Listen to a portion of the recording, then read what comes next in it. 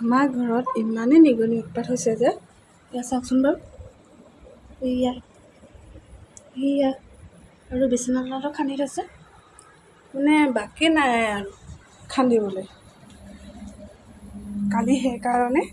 farm এখন পাতি থ'লোঁ এয়া চাওক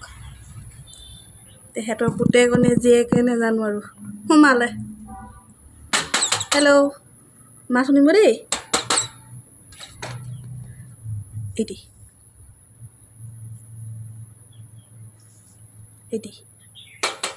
এটি দেখিলেনে এটি চাওকচোন বাৰু ইমান অশান্তি কৰি মাৰিছে বিচনা তল প্ৰাৰ্থনা কৰা জেগা বাকী নাই আৰু তেহেঁতৰ মাক বাপেককো ধৰিব লাগিব দেই সাৱধান এটি